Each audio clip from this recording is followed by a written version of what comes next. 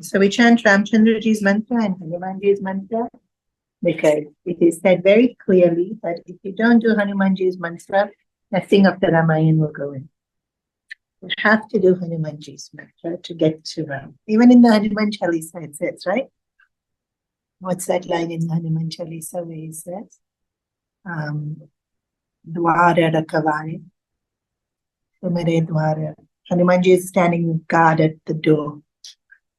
That lets people enter into the kingdom of Rama. So we'll be covering that.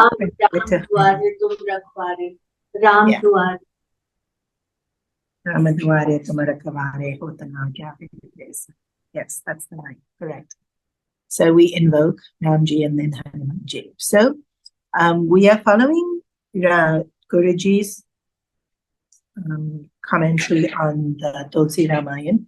But usually when Ram Katha is done, the actual verses are sung and then it's narrated what the verses are sung. And Katha means it's narrating the story in this way. Little bit different. Ramcharitmanas, written by Tulsi Dasji, is a lot more poetic. Actually, most of the Ramayans are poetic.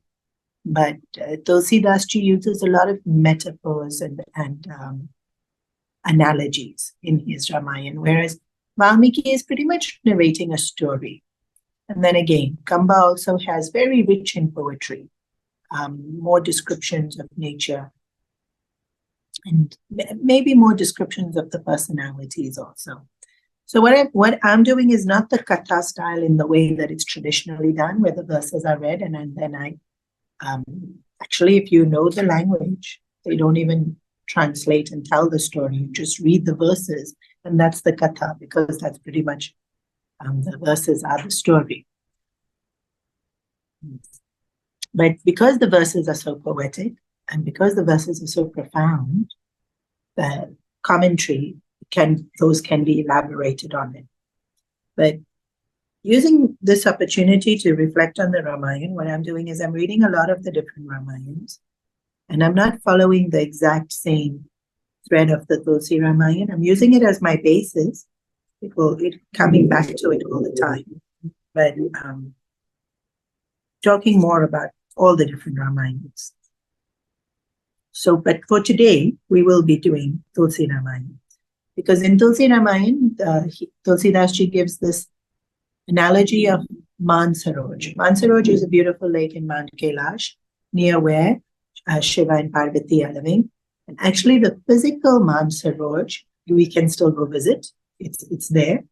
And when I've seen pictures of it, I myself haven't gone, actually it looks like you're standing on a shore of an ocean, because it's so humongous. And that in itself is incredibly interesting, that high up in the mountain you can get this lake that is so huge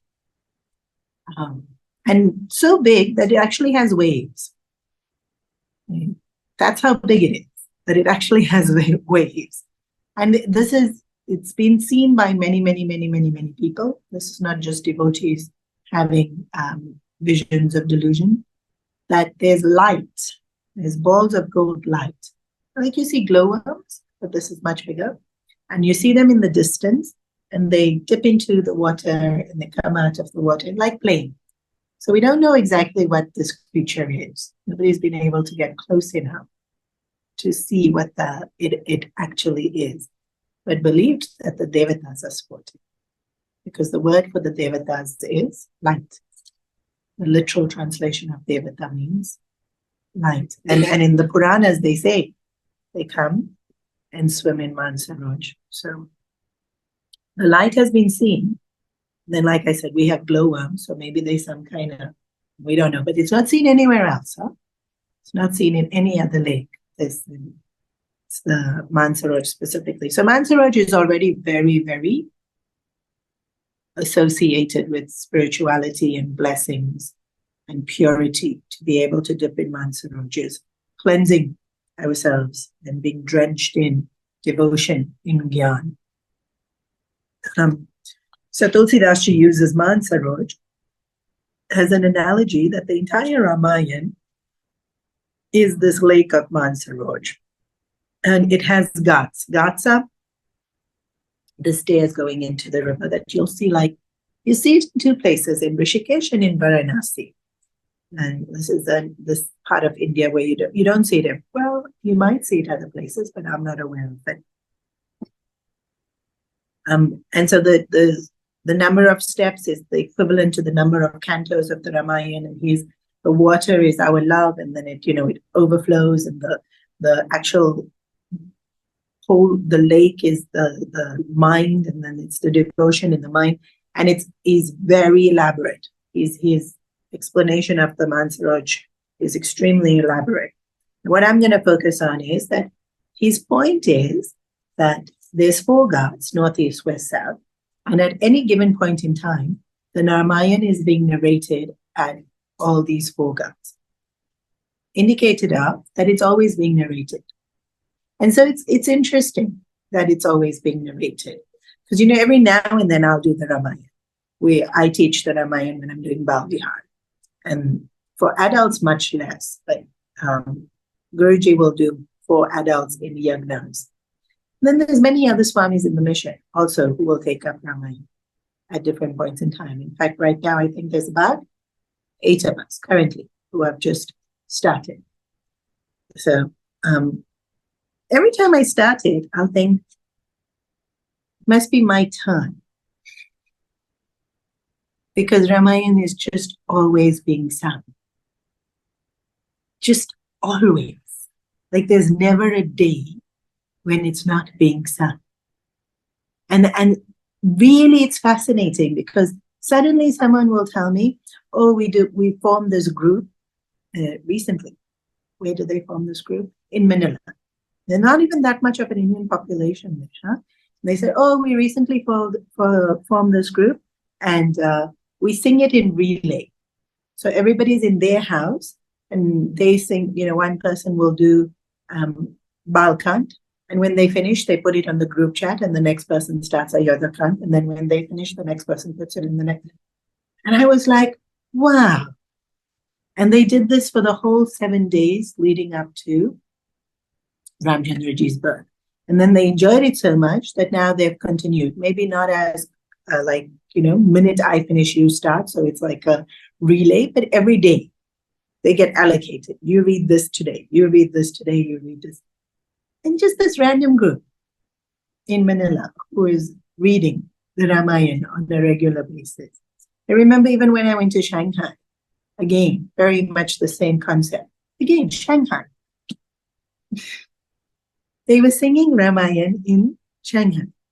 And they wanted to do the whole thing 108 times. So they were so diligent about the chanting of it. And so I'll suddenly meet someone and they'll be reading the Ramayana. Or, like I said, pracharaks who are doing it. And so when it is said that it's being chanted all the time, this is not an exaggeration. It actually is being, maybe not chanted, the words, and lots of them are chanting the words of Tulsi Ramayan, but like even what I'm doing, explaining it, or narrating it, reflecting on it. And then that's just, Tulsi Ramayan. We're not even talking about all the other Ramayans. We're not even talking about the art form related to it in terms of dance, in terms of singing, in terms of sculpture and painting, because that glorifying of Ramchandraji is also continuously happening, right? Like I was mentioning in Jakarta, they still make the puppets to do the Ramayana show. And it tickles me because they'll celebrate Eid doing the Ramayana show. Because it's so much a part of their culture. They would do the Ramayana show every celebration. And so this is a celebration and they're doing it. But they're laboring on making those puppets. Like one takes a good however long, because it's a lot of craft. And so even that's praising of Lord Ramchandraji. So the praising of Lord Ramchandraji is just continuously going on. And so Tulsi Dasji is saying that it's going on in the north, east, west, south by each of these narrations happening in each of these Ghats. that different versions of it and different emphases. That's what basically that's what the different versions are. The different versions of the Ramayana is different emphasis. So we have in the north, in Mount Kailash, the Ghats is Mount Kailash. So this is symbolic because the Mount Saroj isn't physically in all these places that he's saying. This is the Ramayana Mount Saroj, which is metaphysical. In Mount Kailash, well, although the actual Mount Saroj is in Mount Kailash, is Shivji telling the Ramayana to Parvati Ji. And the emphasis of this is Jnanagat. And today we'll get around to why this is Jnanagat. And then in the, I don't remember which one's north, south, west, east. Then we have in Meru Ghat. Now see, Meru is not a physical place. In the Bhagavatam, there's the descriptions of the 5 layers of heaven. And the Meru mountain is said to be holding all the layers of heaven together. And it goes through each of the layers of heaven. And it goes through earth as well. Somewhere in the middle of earth. So it's not physically. There's no mountain that we see that's so high that it would go through 7 heavens, right? So it's more the symbolic metaphysical place. It's there in the heavens. And this is Bhakti Ghat. This is the story of Kadbhushandi and Garuda. And so I think this one also we will touch on today. Hopefully we can touch on this one today. It's one of my favorite stories. Then in Prague is in the Himalayas. It's pretty well known. Not that high up, high enough. It's where Gangaji meets one of the other rivers. Which other river does she meet? I can't remember. You Googling it. So in this beautiful place of Prague, which is also a Tirtha Yatra place, Yajnavalkya is teaching Bharatvad Muni. That's where we're going to start today. And then in the 4th Ghat, Tulsi Dasji is teaching. Who? Santa Mahatma. And all of us. In this incident where if you're following Tulsi Ramayan, then we're going to be sitting at the Ghat where Tulsi Dasji is chanting the Ramayana. So in Yajnavalkya's Ghat, it's karma. It's the emphasis is on karma. And in Tulsi Dasji, it's Dina Bhav, the Bhav of Dina. Dina means, English translation of Dina, helpless.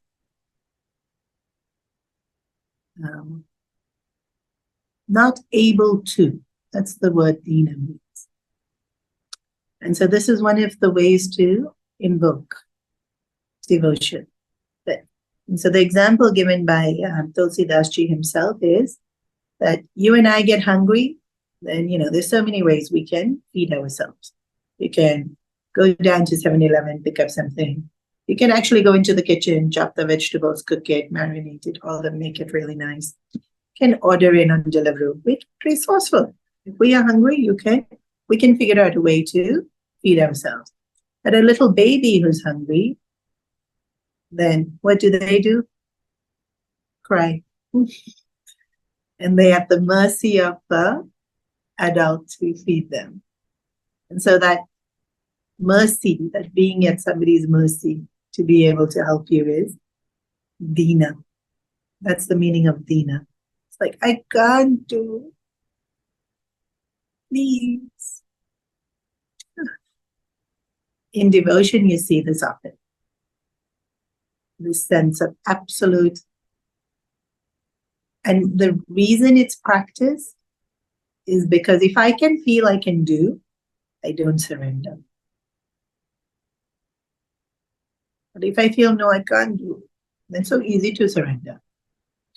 Right? Even like I've said many times when we go to mandirs and they say, Hara Hara Maha, they put their hands up. Or sometimes you'll see it with Radhe, Radhe, they put their hands up. And why do they put their hands up? It's when little kids want to be carried.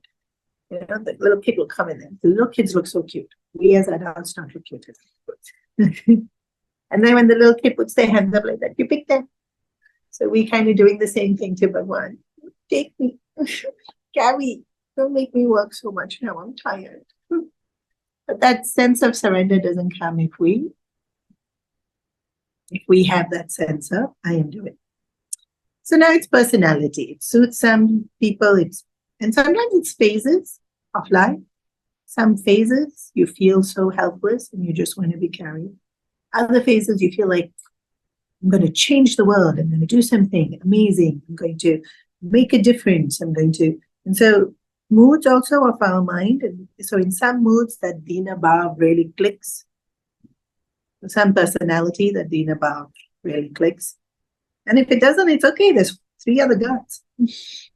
We can choose any one of them to hang out at. As long as you listening to the Ramayana. But Tulsi Dasji's bhav is that total. Like, we are just not able to even fathom. I'm not even able to speak anything without your grace. Which is a really nice bhav to be in. Okay, so we start at Yajnavalkya is a great rishi and known as a Ram Bhakta. So Bharadwaj Muni, also a Ram Bhakta, had a few doubts and questions, and he wanted them to be cleared. So he goes to Sage Yajnavalkya's ashram in Prague, and so it's narrated about how he serves and how he's humble and how he bows down, and then he takes permission. May I please ask a question? And then Yajnavalkya Rishi said, and it's interesting also that Yajnavalkya Rishi understood straight away what he wanted to ask, and is smiling even before he asked it. And then he asked, what's the question? So Ramchandraji comes on earth, and then he gets exiled, and then Ravana kidnaps his wife, and then he's crying, and he has to fight this war.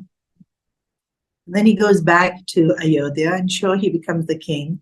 But then he gives in to this Dhobi who's gossiping, and he sends away his wife. Is Ramchandraji really God? Is he really God? Is this just some kind of story to teach us kind of morals and values and like Panchatantra or tales? Like, but is he really, really God? And Yajnavalkya Rishi smiles and says, well, you do know you're not the first one to ask that question. The first one to ask that question was Parvati Ji, when she asked that question to Lord Shiva.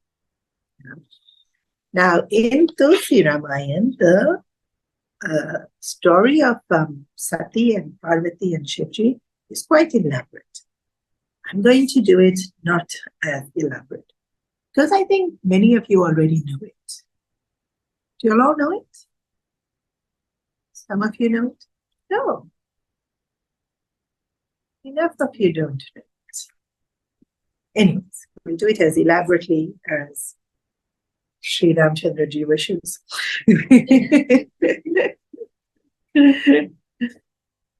So Sati is married to Shiva. Sati is the daughter of Daksha Prajaya. Prajapati means he was one of the first mind-born sons.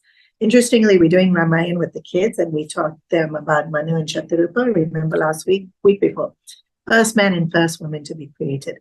And then, of course, the kids in the Bhavihar asked, but then how did they produce children? Cousins have to marry cousins and siblings have to marry siblings? No, that would just be too confusing and weird. Brahmaji created many mind-born sons. So one was Manu and Shatarupa, one was Daksha Prajaya, and I forget his wife's name. And then so many others also, Kabanda Rishi. And then they had kids, and then their kids had kids, and so on. So Daksha would be one of the first mind-born children of Brahmaji. But Brahmaji had a hard time, because first when he created people to propagate, he created the Sanat Kumars, and they were 2 Sattvic. They all took sannyas like at the age of 6. So like there was no even hope of them propagating and creating humanity, because they took sannyas at 6. And then he created Narad. And then Narad Muni also decided to take sannyas. So he decided, when the story is being told, Guruji says, now it's like you make a cake mixture and then it didn't quite work.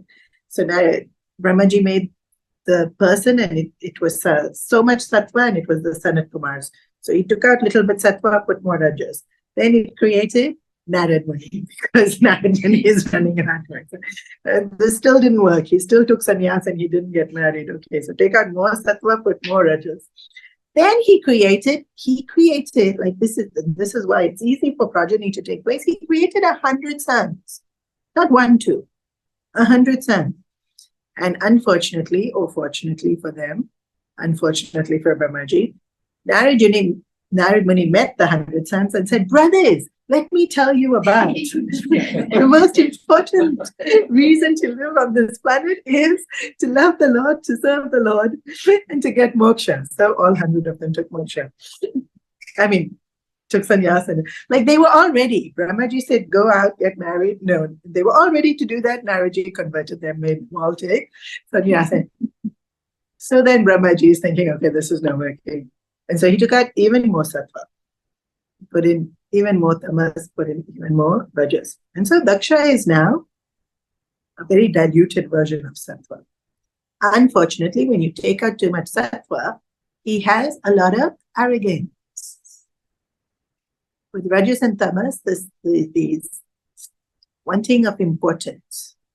Not only is he arrogant, he wants people to give him importance. So anyway, his daughter fell in love with Lord Shiva. And, his job was to have children and let them get married and let them have children. So he marries his daughter Sati to Lord Shiva. One day they all sitting in the room, and Daksha Prajapati walks into the room. And because he's the eldest, mind-born son of Brahmaji, so he's pretty much the eldest you can get, everybody in the room stood up to greet him. And Lord Shiva didn't stand up. Now, why didn't Lord Shiva stand up? We don't know. Maybe he didn't notice. Maybe because he's Lord Shiva. But Daksha thinks he's my son-in-law. Doesn't think he's Lord Shiva.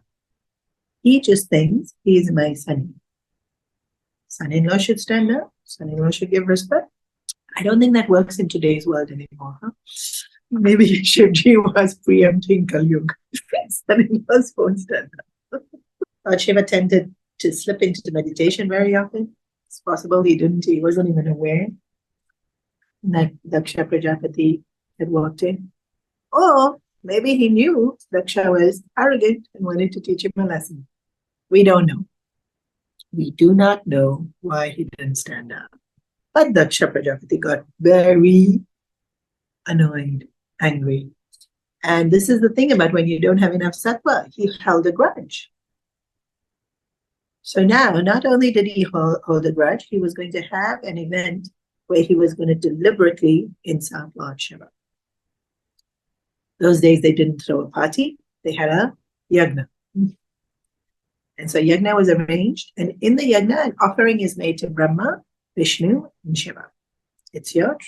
This is Brahma, Vishnu, Shiva, we know. This is probably why he didn't stand up.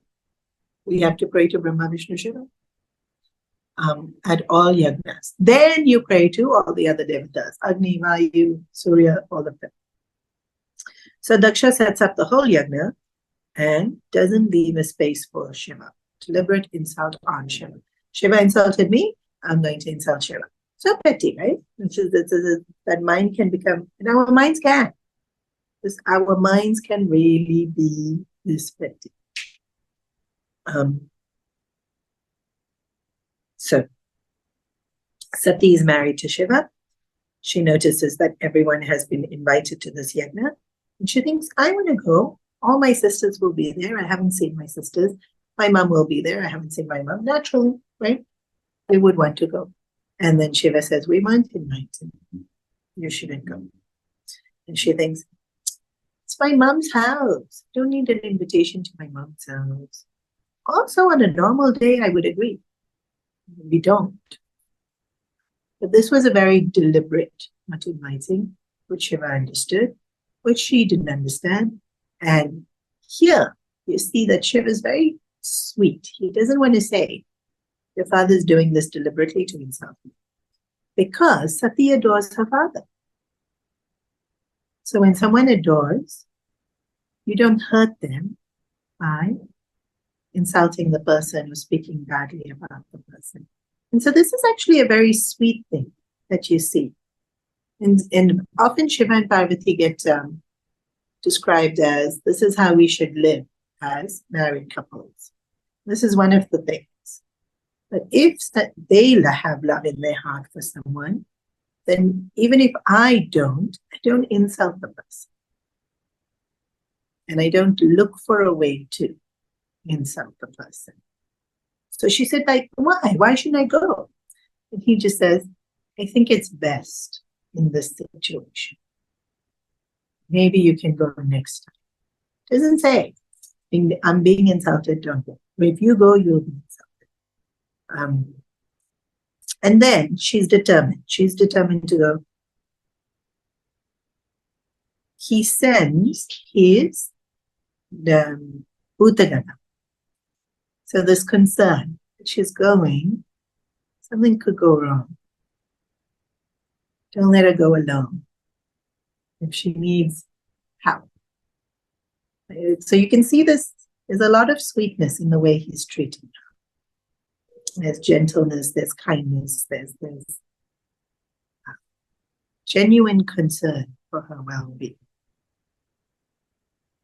But at the same time, he doesn't falter on what he believes to be true.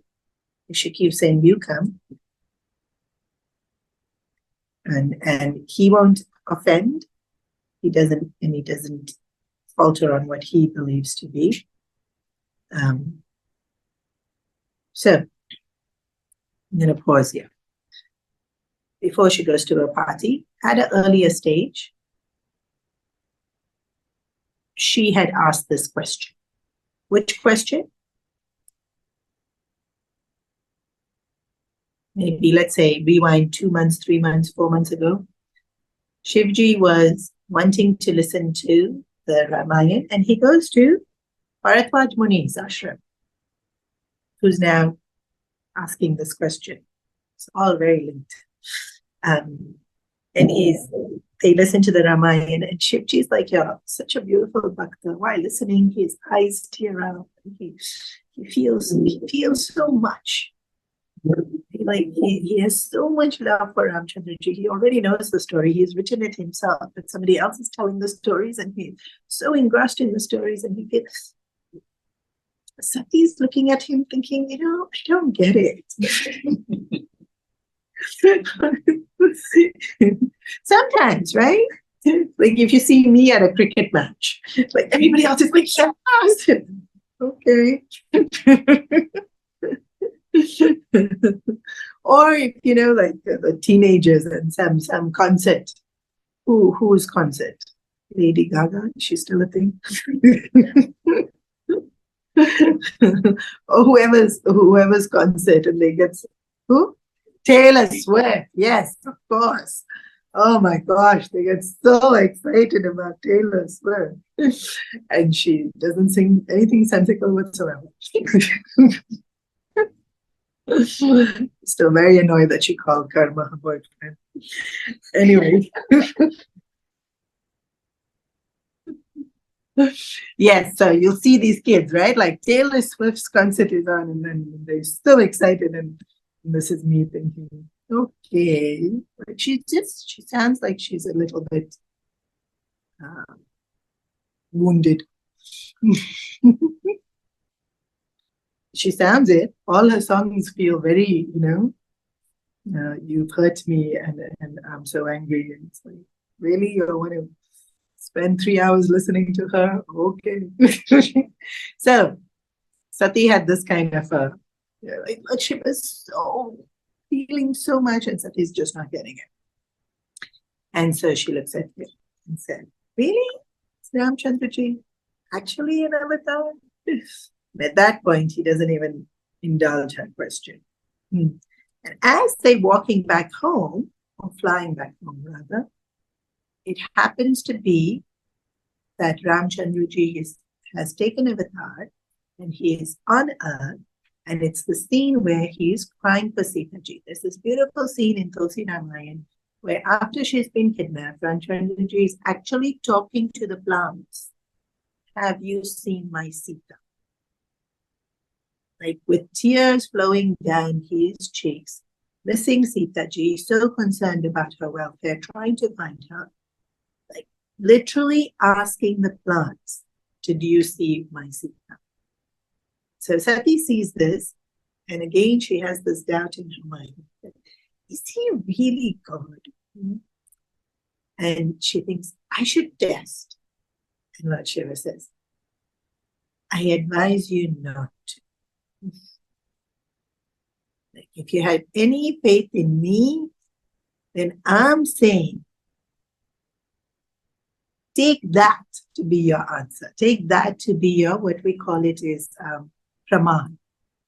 The word praman means authority.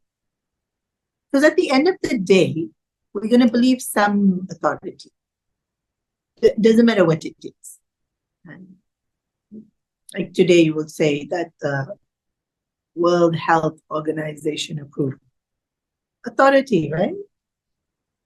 We accepting some praman. So Lord Shiva saying, take my word as praman. She's like, yeah, but he's crying. Shouldn't he know better? But it's all, and the word used is Leela.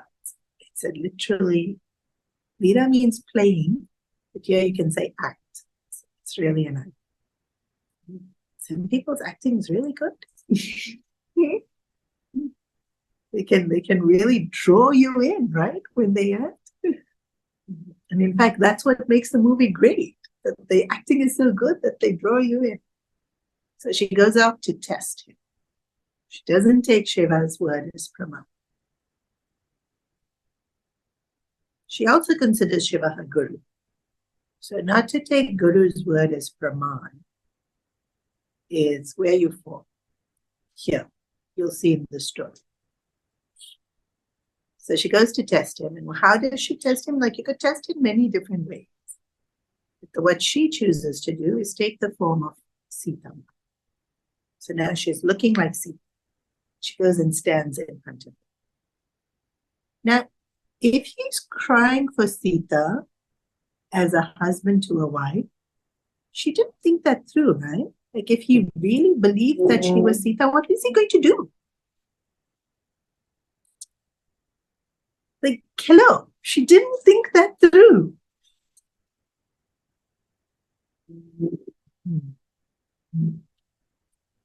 It's highly disrespectful to take the form of Sita Mata at that point in time. And she herself is married. So that's very, very, so test. If you want to test, test. But this was not the right way to test. That Ramchandraji is Ramchandraji. And he turns around and he was crying. Like I said, he was walking around saying, where is my Sita? He turns around, he looks at her, who currently looks like Sita. He bows down and he says, Mother, where is Father? To the effect of, should you be wandering around in the forest without Lord Shiva? Almost like a scolding, even though he has said the word mother. But it's very reprimanding. It's completely, totally like how, this is not the way to behave. Although it's said so sweetly. Mother, where is Father? It's like, I know exactly who you are and why you are with him. Also, there's the insinuation that you didn't listen to him. Shouldn't you be with him? Like he said, take my word as praman. Why have you come on your own? You should have taken word as praman. You should have stayed there. So now, the minute we've done something wrong, initially when there's pride in our mind, the pride makes us do it. Right? Like, I can test. I can be anything I want to be. I'll show Shiva that he's not really God. So pride makes us this false bigness that we get in our hearts. And then the minute we realize that it didn't work, our pride or our arrogance or the minute we recognize, oops, that suddenly now there's fear. Guruji says this often. I remember it so clearly. The first time I heard it, only I remember it. He said, we're not scared to commit the sin, but we're scared to face the consequence. When you have to do it, we're not scared to do it. That's why we're doing it. Whatever the action is, whether it tell a lie or cheat on someone, or like in this case, be so proud and arrogant. We become like that, right? Defiant, this that we feel invincible in our delusion of I am right. That's exactly what it is. Delusion of I am right makes us think we can't be touched, we can't be hurt. The truth is, we are incredibly vulnerable. We very much can be hurt. No matter how intelligent we are, no matter how talented we are, no matter how rich we are, no matter how thin we are, no matter how influential we are, we can be hurt. We are vulnerable. And so to have that pride that I can't be, delusion, absolute complete delusion. And so that's what it was. Sati's pride made her act in a way where she didn't think things through. And then the minute he says the statement, she processes what he's saying, and now she's filled with fear. And when we're filled with fear, we want to turn to the person that gives us solace, support, love, acceptance, the person we admire, the person where we feel safe. Who's that for her? Well, Shiva. But she can't go back to him because she didn't listen. She can't not go back to him because where else will she go? So she goes back and immediately seeing her, Shivji understands something wrong. Yeah. And he said, what happened? And she lies. She says, I saw him, I bowed down and came. Yeah. But she wouldn't be like this, right? You can see when somebody's restless. The closer you are to the person, the more easily you can see. No, something's not right. And unfortunately for Sati, Shiva has third eye. He can see past, present, future. And he sees what she's done. And in his heart at that moment, he thought, not that she's failed me and I can no longer treat her as a wife. More the sense of, if she's taken Sitaji's form, she's taken the form of my mother. I can no longer treat her as my wife.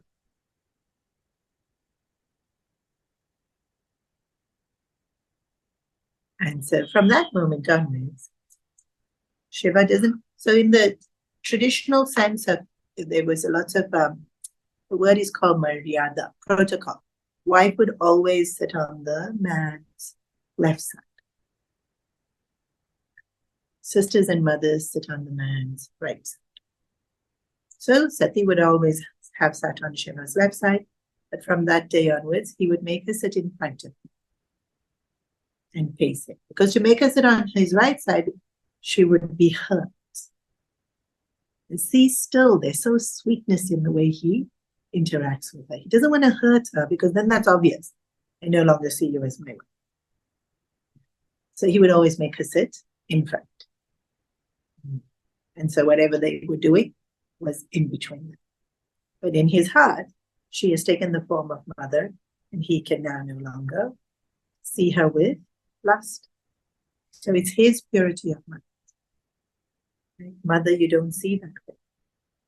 And having seen her in that form, he can no longer interact with her in that way.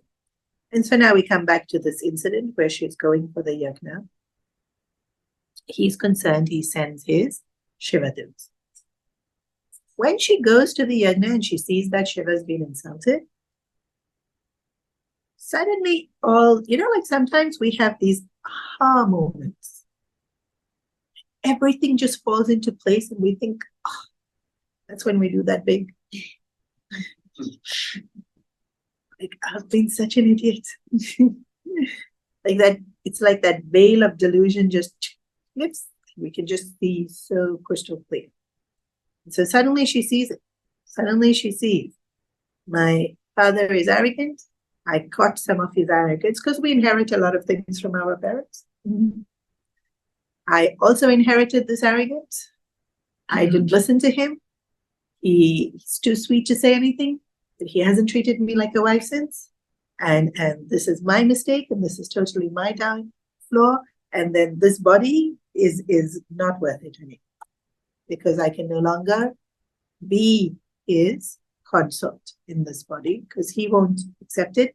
Plus, it's got all this pride and arrogance in it. And so I want no more connection with this father that has so much pride, and I've inherited it from it. Because actually, I don't want pride. He's fine the way he is, but I don't want to have pride. But to disconnect from that, actually, you don't have to burn your body in yogic power to get rid of your pride. But anyways, Shiva wasn't going to accept her in that body anymore. So she burns her body in yogic fire, which is actually really cool. Like, that's such a super cool thing to do. Because it's not suicide. It's choosing death by using pranic force. But why isn't it suicide? Because she continues to live in the spirit of who she is. Whereas we don't have that ability. We don't have the ability to destroy body and continue to live in the spirit of who we are. Usually when humans take their lives, it's running away from the problem. For her, it wasn't running away from a problem. For her, it was, I need to reset. Like you're playing a game, it's all fallen apart now. Reset, start, do over. She knew she had already gone too far to make amends. She had to go back to beginning and start again. So the story is much more elaborate about the when she learns herself in yogic power. That itself is a whole big story. But we'll skip all of that and we'll go to, she was born again as the daughter of the Himalayas, and they named her Uma. Parvati.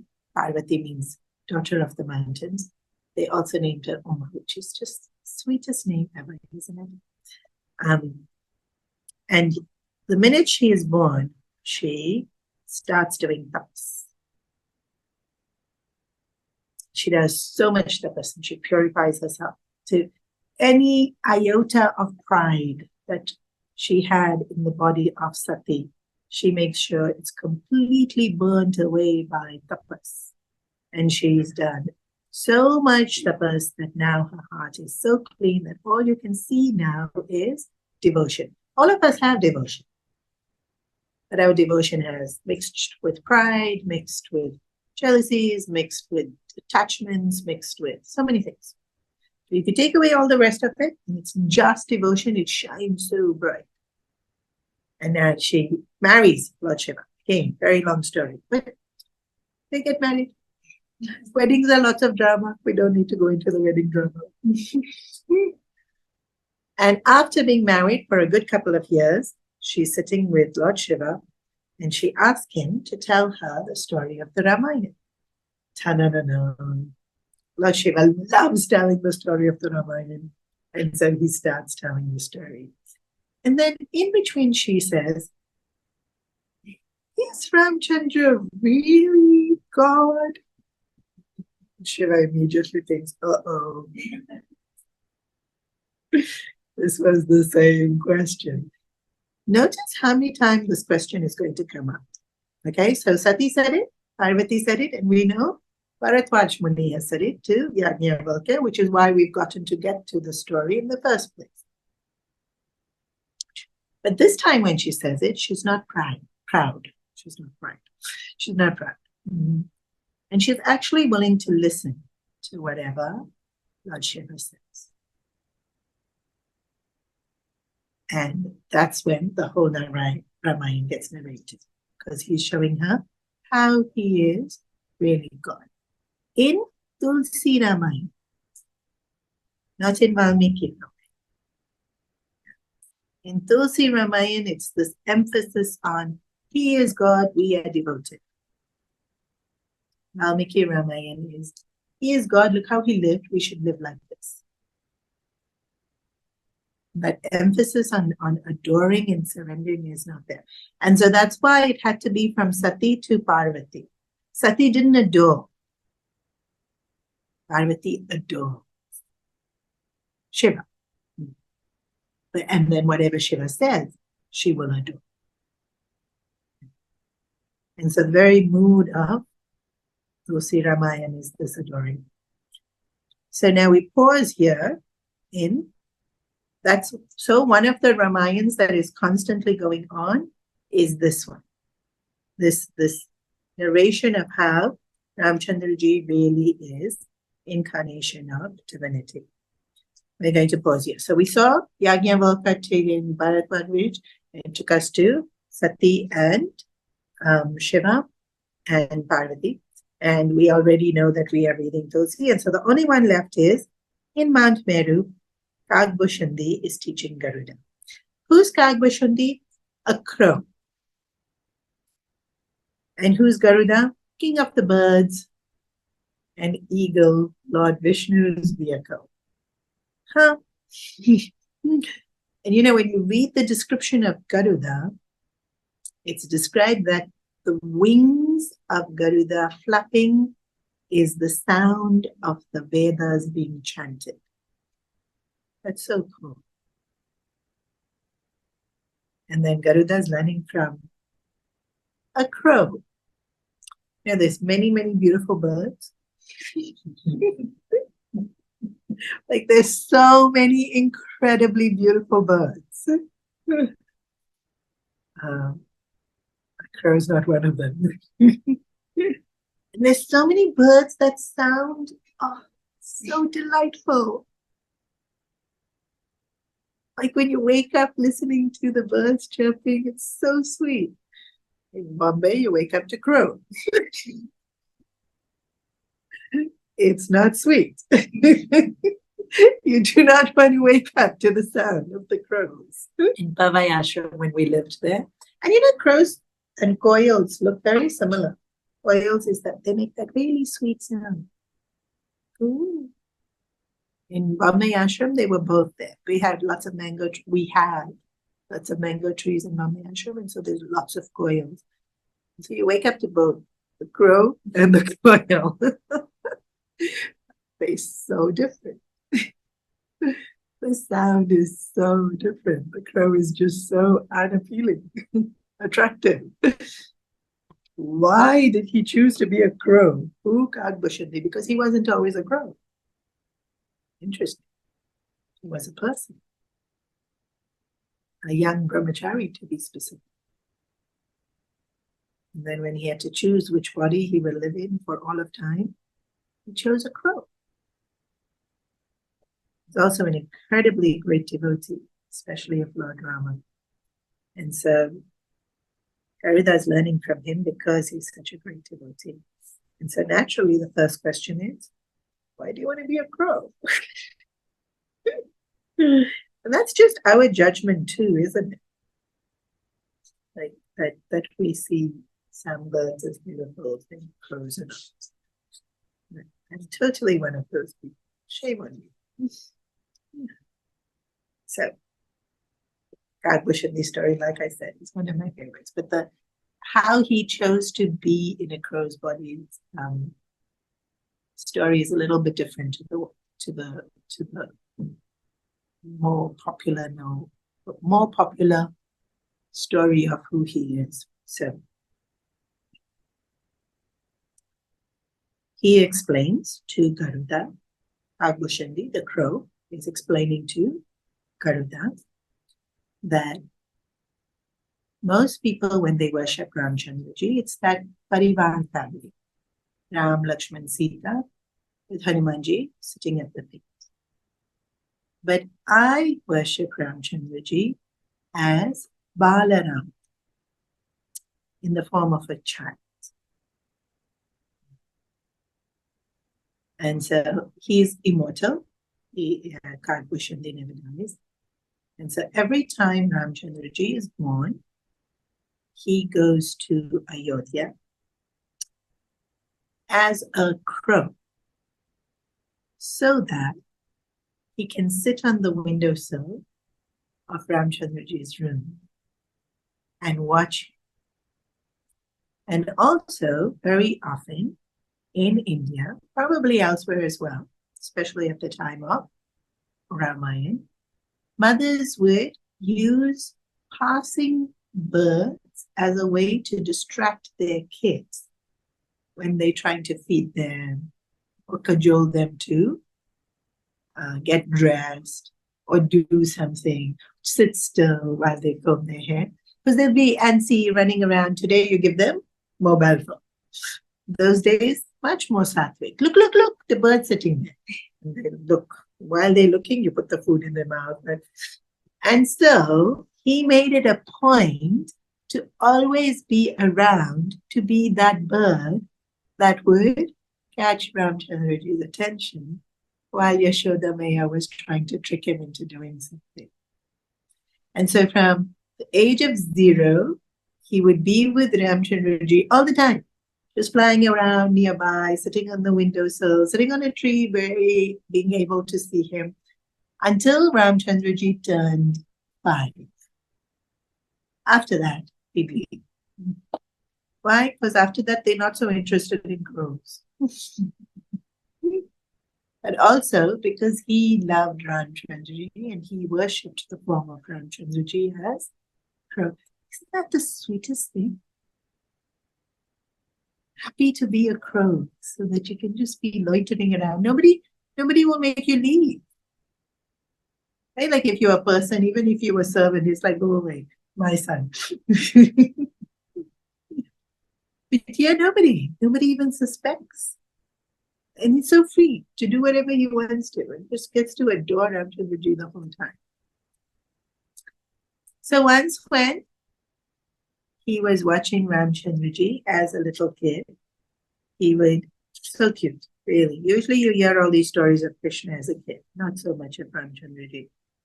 Ramchandraji, of course, knows who he is. And what he said, he would only eat whatever Ramchandraji dropped. So for those 5 years of while he's there, only whatever food, because baby, you'll drop plenty. He'll only eat that which is. So Ramchandraji would sometimes take the food, look at him and think, you want. He'll step forward to come and peck it. And when he's close enough, Ramchandraji will put it in his mouth. Or run away.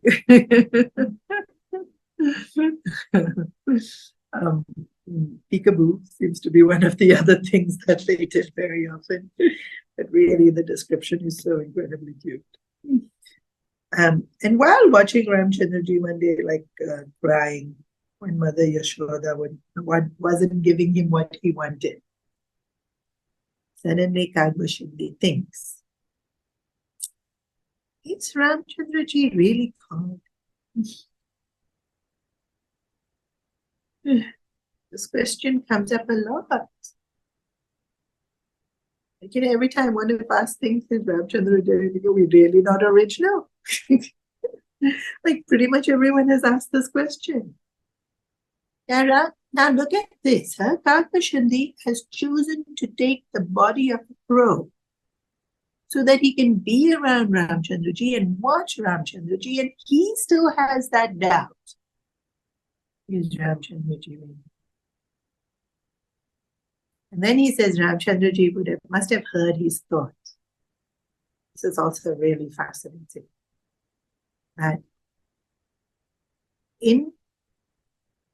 when we see the Mahabharata, Krishna never lets on that he can see people's thoughts. Right? We did the whole story. He's very insightful about what people are thinking and their personalities. But here in the Ramayana, even though Ramchandraji doesn't show his God, he seems to know people's thoughts. He definitely reads minds. So the minute Kagbashandi has this thought, is Ramchandraji really God? He holds out his hand to touch Kagbashandi. And often they do this kind of playing. So Kagbashandi took 2 steps back. When he took 2 steps back, he was in another realm. Like he went from earth to Swat, Pitrulok or something. And Ramchandraji is just 2 inches, 2 fingers away. He steps forward. Kagbashandi steps back. Suddenly he's in Brahmalok. And Ramchandraji, still baby, steps forward. Kagbashandi steps back. And he's in no realm, just surrounded by elements, Pancha Mahabhuta, in their uncombined state. What that must even feel like is so fascinating. And then when he's confused about where am I, suddenly he's back in Kaushalya Maya's palace. And he sees baby Ramchandraji sitting in front of him. So he is explaining this to Garuda, and he's saying when Bhagwan chooses to show you his Maya, he does it in many different ways. I'm not sure in which class I did the Markandeya story recently, but now this next bit is similar to that Markandeya story. So now he's back in the palace of Kaushalya, and Ramchandraji is standing away from him.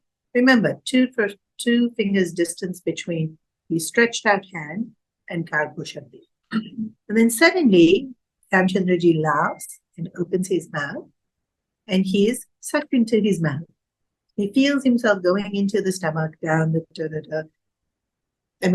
throat, not stomach. And when he gets to the stomach, he sees universes and universes and universes. Brahmandas is what they call it, right? And he's thrown into one Brahmanda, and he stays there for 1,000 years. Then he's thrown into the next Brahmanda, and he stays there for 1,000 years, and the next one, and he stays there for 1,000 years. And a Brahmanda is not only a world, it's a cycle of time. So in each Brahmanda, he experiences the avatar of Ramchandraji.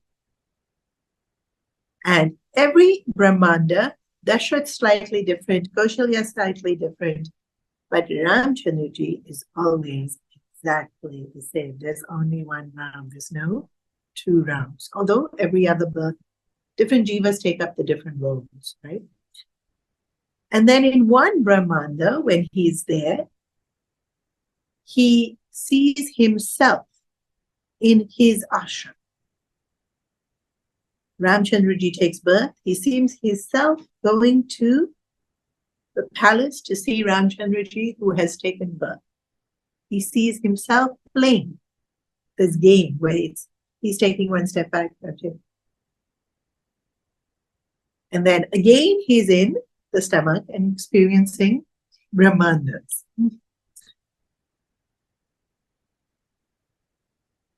And then suddenly he gets so confused and so dizzy.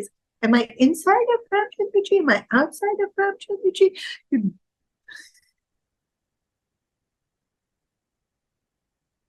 And in a moment, he has this absolute clarity of, course, he's God. He's everything inside, he's everything outside, he's every Brahmanda, he's every moment. And suddenly filled with her revelations and with tears running down his eyes, and this absolute sense of reverence for the vastness and complete, like the brilliance of all the cycles and all the Brahmandas, and this sense of awe. Everything disappears, and he's in the palace with Ramchandraji standing in front of him, smiling. And he hears Ramchandraji say, "Ask me whatever you do."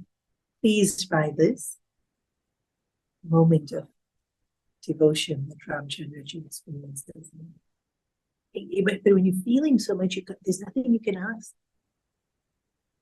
You can't even think when you're feeling so much. Like, it's overwhelming. Like, he's experienced so many Brahmandas, and he's lived thousands of years in each one of them, and they were all inside the stomach. And then there was a palace, and there was him, and there was Ramchandraji, and there was another palace, and there was another.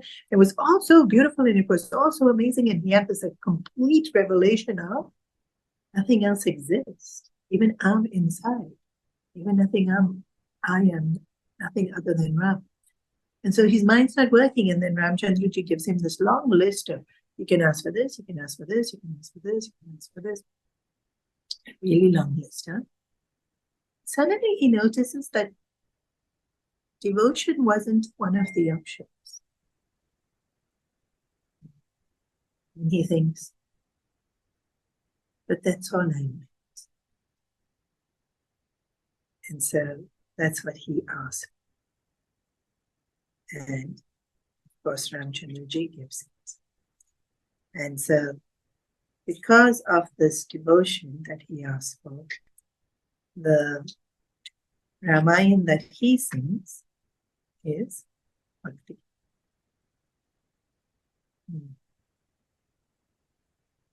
And so he's teaching that Bhakti to Garuda.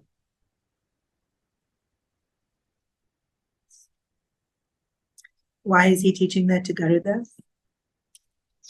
In the Ramayana, there's an incident when Lanka Kand happens during the war, where Ravana manages to, no, not Ravana, Indrajit. Indrajit had a lot of siddhis, and he managed to use an astra that bound Ramchandraji and Lakshmana using snakes. And Ramchandraji screams or yells, invokes, orders, whatever word, calls on Garuda. And Garuda kills the snakes that are wrapped around Ramchandraji and frees Ramchandraji. And then Garuda thinks, I had to free him? Is Ramchandraji really gone? And so he's sitting in front of Kagbushanti, listening to the Ramayana. Next time you think, is Ramchandraji really gone? Please know you're keeping great company. Garuda, Kagbushanti, Bharadwaj Munij, Sati, Parvati. And it's the question that gets answered by narrating the Ramayana. Because actually the answer is very simple. Yes.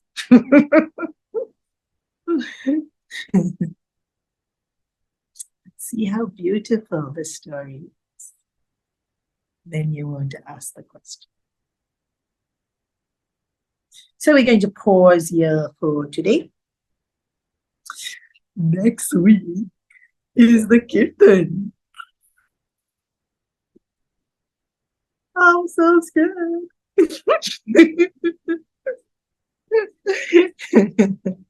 If you are in Hong Kong next week, please be there for moral support as we do the biggest function we have done in 5 years. Swamiji will be here, which is very exciting. So if anything goes wrong, we'll just blame him.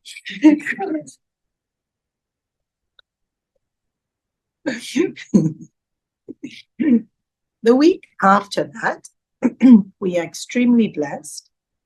Swamiji leaves on Monday, and on Monday, the current head of Divine Life Society will be coming to Hong Kong, and he'll be taking that week's class, and it will be on Ramayana.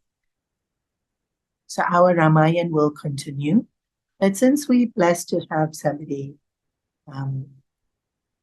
who is Swami Shivanandaji's lineage is one we are very grateful to, which Gurudev started as a disciple of Swami Shivananda, and even today, Swami Shivanandaji's ashram is one of the reasons yoga has been kept alive and in its pure form, helping so many people in and out of India. So gratitude to all that they have done. You all can invite. I'll send out the flyer after Kirtan. I will send out the flyer, and please help me spread the word and bring people. Because our group's quite small, but if Swamiji is coming, it would be nice to have a lot more people come with him and benefit from his presence. I think that day is also Dhanteras, if I'm not mistaken, or the day before Dhanteras, day after. But it's okay. We can do all the Dhanterasy things in the morning and be here and be blessed by his grace and guidance. You all, get a break from me and my style to hear some other nice, cool style. And his glories are always so beautiful to listen to, right? In every style. So there won't be class next week. They will be class the week after. Please bring people just for that week. Then when it's back to me, it can be just your turn. Any questions? Why is Ramchandraji gone? Wait, what was the question? Will the class be on Zoom? Of course. Everyone will benefit from Swamiji being here. And I'll send the flyer out to everybody so that even those of you on Zoom can spread the message. And then just like I normally do, the recordings will also be sent out.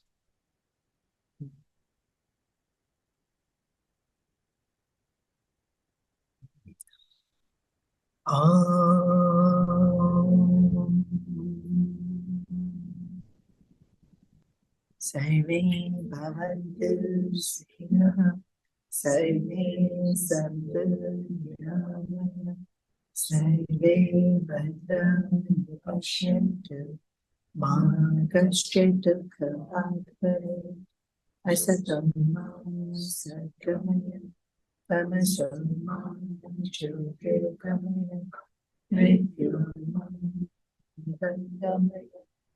Om Purnamada Purnamida Purnamam Purnamudachyate Purnasya Purnamadam Purnamevashishyate. Om Shanti Shanti Shanti. Thank you. Thank you.